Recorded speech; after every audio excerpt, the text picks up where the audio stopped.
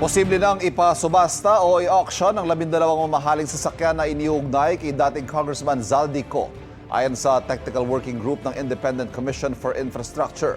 Inaasikaso na rin ng International Criminal Police Organization ang hiling na red notice ng Pilipinas laban kay Ko.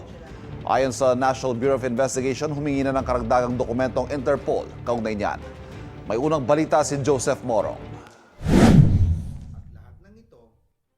Gumagalaw na ang Interpol para matunton ang pinaghahanap na si dating Congressman Zaldico dahil sa warrant of arrest ito galing sa Sandigan Bayan, kaugnay ng 289 million pesos na muni Ghost Flood Control Project sa Oriental Mindoro. Ayon sa National Bureau of Investigation o NBI, humingi na ng karagdagang dokumento ang Interpol mula sa Department of Justice, Ombudsman at Sandigan Bayan para sa hinihinging red notice laban kay Ko. Meron pong hinihingi na supplemental information ang Interpol and we are given up to February 11 to submit this supplemental information para po makapag-decide sila dun sa ating request. Hopefully, after we submit on February 11, ma-actionan po agad ito. Ayon sa website ng Interpol, ang red notice ay isang request sa mga law enforcement agency sa buong mundo para tuntunin at pansamantalang hulihin ang isang tao habang hindi pa ito i-extradite o kusang sumuko. Hindi raw ito isang international arrest warrant. Wanted daw ang isang individual ng nag-request na bansa o isang international tribunal. Nasa nag-request na raw na bansa kung gagamitin ang sarili nitong mga batas kung ipapaaresto ang isang tao.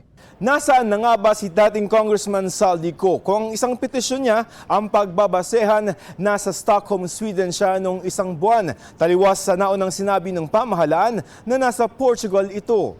We have leads, pero base po sa huli kong binanggit na hindi muna po kami magsasalta, although continuous po ang ating International Operations Division sa kanilang coordination sa aming mga foreign counterparts. Kinumpirma naman ng abogado ni Ko na si Attorney Rui Rondain na nagpunta nga sa Sweden si Ko para personal na pirmahan ang affidavit niya. Pero wala itong impormasyon ng kasalukuyan itong lokasyon. I do know that he was there for a couple of days kasi sinainan nga niya yung mga affidavit. Opo. But that's all I know. I don't know where he was before and after he signed. So that's a government-to-government thing. So hindi ako nakikialam dyan. Kausap ni Rondain si Ko kamakalawa lamang para tanungin kung totoo may ipinadala itong mga emisaryo sa gobyerno para makipag-usap.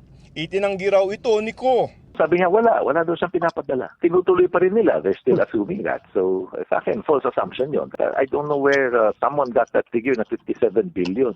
Ang money involved, ang amount involved sa Sandigan is only 200, 300 million. He will not offer.